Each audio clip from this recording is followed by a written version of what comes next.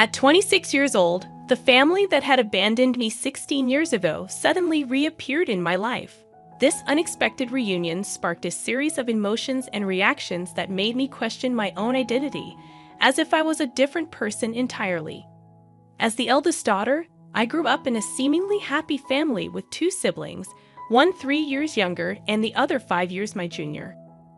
We shared typical family experiences, cooking meals together, watching movies, and playing games.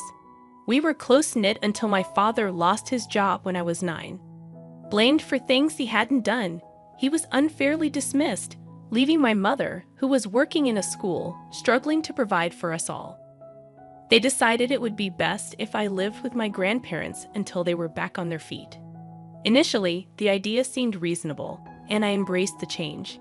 That summer, I stayed at my grandparents' farm, caring for animals and enjoying the countryside. Little did I know, this temporary separation would turn into a lifelong ordeal. When school was set to resume, my parents assured me they were working on arranging a new home.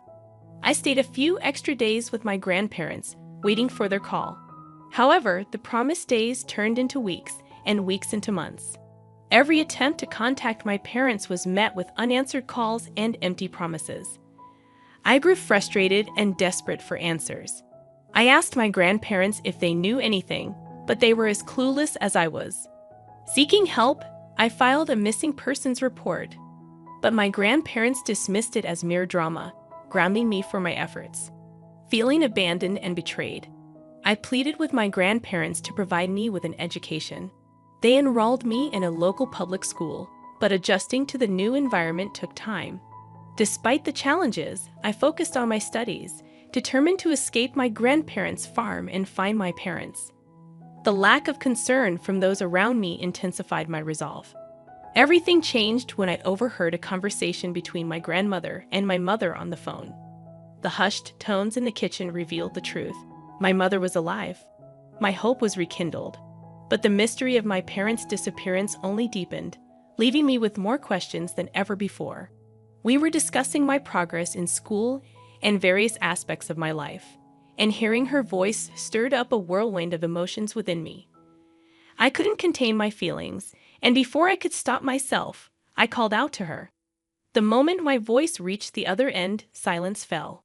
Frantically, I screamed and cried into the phone, hoping that if I shook it hard enough, her voice would echo through the receiver.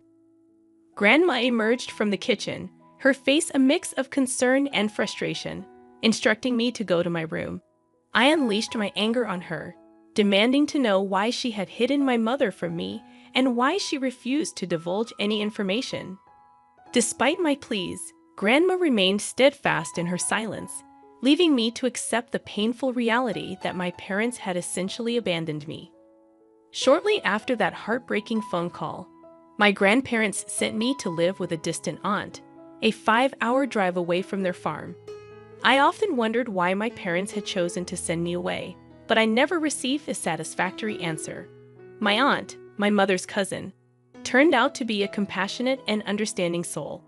She embraced me with open arms, and when I questioned her about my parents, she admitted she didn't have any answers. Her sincerity was palpable, and I chose to believe her. From the moment I moved in with my aunt at the age of 13, she became my rock. Whenever I struggled with my emotions, she was there to guide me, offering solace and understanding. She even encouraged me to seek therapy, a decision that initially left me hesitant but eventually proved immensely beneficial. My aunt validated my feelings, something my grandparents had never done, and provided the support I desperately needed. By the time I finished high school, my aunt had become the most significant person in my life, filling the void left by my absent parents. She supported me through my journey to becoming a veterinary doctor, following in her footsteps. At 21, I approached her with adoption papers, wanting her to be my legal parent. With her wholehearted agreement, I finally found the stability and love I had craved for so long. Having completed my degree, I now work as an intern in a hospital, striving to gain valuable experience. My career path has led me to move into a new apartment, away from the familiarity of my aunt's home. Despite the physical distance, I still visit her whenever I can. 2 days ago, on my day off, I was relaxing at home when the doorbell rang. Anticipating a delivery, I opened the door only to find my estranged family standing there, my mom, dad, and youngest brother. They appeared both unfamiliar and yet hauntingly recognizable. Stunned into silence, I couldn't find the words to express my emotions. They handed me an envelope containing a letter from my grandparents. According to the letter, I had allegedly run away from their home, refusing to maintain contact, causing them immense emotional distress. They demanded I pay for my brother's education, leveraging my newfound status as a doctor, threatening legal action if I refused. The situation made no sense to me. How could I be blamed for running away when I had been sent away by my grandparents? Why should I be financially responsible for my brother's education when I had no say in the matter? The demands felt unjust, leaving me bewildered and conflicted about how to respond. Why should I care about people who abandoned me for 16 years? With a head full of unanswered questions, I staunchly refused to help them, insisting they leave my premises. When they persisted, I called the cops. They claimed to be my parents, but I stood my ground, stating that legally, I was my aunt's daughter and provided her name. The authorities contacted her, and she confirmed my status, resulting in my family receiving a warning about trespassing and harassment. Since then, I've been bombarded with hurtful messages on social media from accounts owned by my family, labeling me as heartless. I confided in my aunt about everything, and although she understood my actions, she questioned whether I did the right thing. In the midst of this turmoil, my parents showed up at my workplace, causing a scene. Hospital security intervened, calling the police and escorting them off the premises. I couldn't fathom why my family, absent for so long, suddenly wanted to be a part of my life. The emotional toll weighed heavily on me. My therapist suggested talking to them, but I resisted. Eventually, I agreed to meet them in the presence of my aunt. Their explanation was disheartening. They sent me to my grandparents due to financial struggles, thinking it would be easier with one less mouth to feed. When circumstances improved, they couldn't afford to bring me back. Now, with their savings depleted, they wanted me to support them and pay for my brother's needs. They admitted fabricating the threat of legal action, hoping to guilt me into compliance. Each word shattered my heart, but I stood firm. I reminded them of my legal detachment and threatened legal action if they ever bothered me again at home or work. Despite their pleas for forgiveness, I walked away, my heart hardened against them. My therapist suggested I might be struggling to empathize, but the truth was, I felt nothing for them. If I could, I'd erase them from my memory without a second thought. Since my last update, my family has ceased reaching out to me. On the other hand, I have completed my internship, and I am considering another residency program before I sit for the NAVLE. I hold on to hope that my future will be all right. Sometimes I won't deny it. I wish I had a better relationship with my parents. Nevertheless, I am content with having my aunt as my sole parent. She proves to be a far superior mother than the other one I know. They abandoned you, lied to you, and left you with your grandparents. You owe them nothing. You are only giving them what they gave you. They'd abandoned you. I don't understand why they thought you wouldn't do the same. My sister-in-law, a 26-year-old woman, and I, a 29-year-old woman, have always had a complicated relationship. I thought she had matured enough to leave me alone, but apparently she couldn't resist causing drama. Our issues started when I began dating my husband. We met while he was helping her move. We struck up a conversation at a local bar and have been together ever since. Despite our happiness, my sister-in-law never liked me. She once told me her brother never gets serious with anyone, so I shouldn't get my hopes up. I mentally prepared for heartbreak, even though I really liked her brother.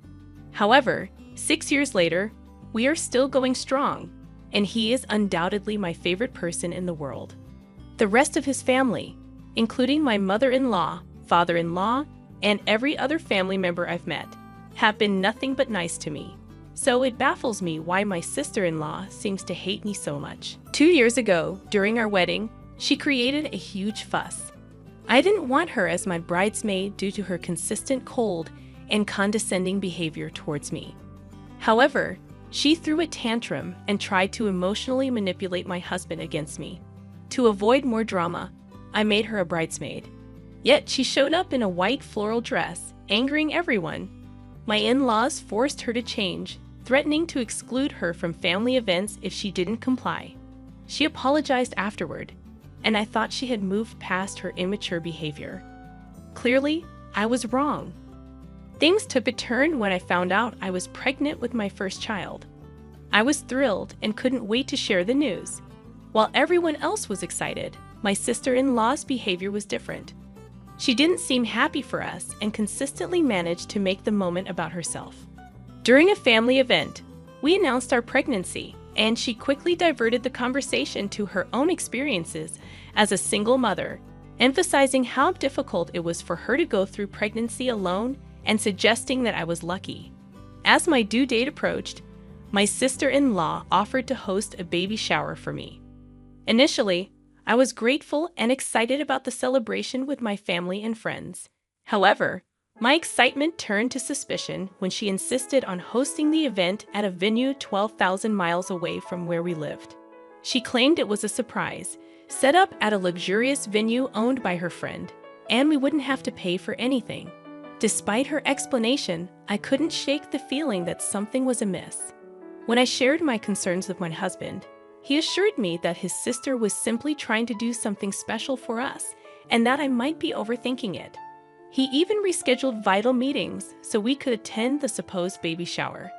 We flew there with my parents, as my in-laws couldn't attend due to being out of the country. Upon arriving at the location, a lavish resort, I immediately sensed something was wrong. The decorations were pink and blue, but there were unfamiliar faces present. To my shock, there was another pregnant couple, and the woman was wearing the same white dress given to me by my sister-in-law. It became apparent that my sister-in-law had tricked us into attending her friend's baby shower, making me feel humiliated and overshadowed. Feeling utterly embarrassed and upset, I left the party in tears once I understood the situation.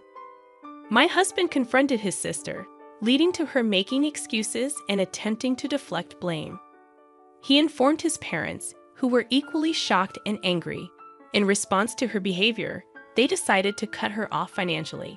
They had been supporting her financially for years, but after her actions, they withdrew their financial aid and decided she should fend for herself. They even warned her not to show up until she learned to act responsibly. Although my sister-in-law blames me for her misfortune, I maintain that I didn't ask my in-laws to take any action. This was entirely her own doing. While she tries to manipulate me, portraying herself as a single mom, I can't help but believe she deserves the consequences of her actions. Despite her attempts to guilt-trip me, I stand firm in my belief that she brought this upon herself. My sister-in-law is by no means destitute. She won't be left penniless with her son due to this situation. She just needs to adjust her lifestyle and figure out how to manage her boutique independently. Moreover, if my in-laws genuinely believed their grandchild was in jeopardy, they would step in. I'm confident they won't hold a grudge for long. Although they might not fund her boutique, they'll likely assist her with general expenses once she acknowledges her error and apologizes to me, rather than attacking me for her perceived misfortunes. My husband firmly stands by my side, assuring me that I never have to forgive my sister-in-law or engage with her again. He apologized for not intervening earlier and taking stronger measures to keep her away from me.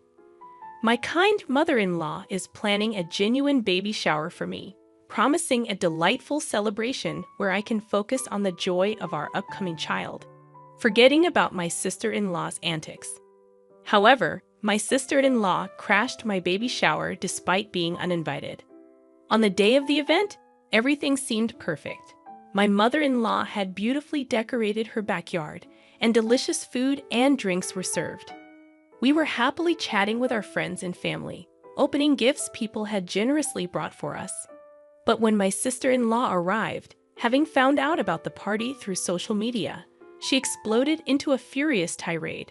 She created a scene, shouting that her parents didn't financially support her, but had no issue throwing a lavish party for me, someone she deemed unworthy of such attention. At that point, my mother-in-law had had enough. She promptly escorted my sister-in-law out of the garden, apologizing to the guests for the disturbance. After the event, my in-laws apologized to me multiple times, suggesting I obtain a restraining order against my sister-in-law. While I hesitate to take such drastic measures, we have decided to keep all news about the baby off social media to prevent her from stalking us. The whole situation is insane, and it baffles me how jealous and immature my sister-in-law can be. She managed to ruin not just one but two baby showers with her antics. I must add that my in-laws initially weren't supportive during her pregnancy because she was having a child out of wedlock, which clashed with their traditional beliefs. They did come around after the baby was born, but it appears my sister-in-law still harbors resentment. I haven't heard from her since the baby shower, and my in-laws have expressed their intention to cut her off permanently due to her embarrassing behavior in front of so many people. Frankly, I've reached a point where I don't care anymore. I just want this ordeal to be over so I can focus on myself and my baby. It's astonishing how entitled and childish she can be, sabotaging such a beautiful event. She disrespected not only me but also her friend, showcasing her true colors as a deeply flawed and immature individual. I don't intend to waste another thought on her.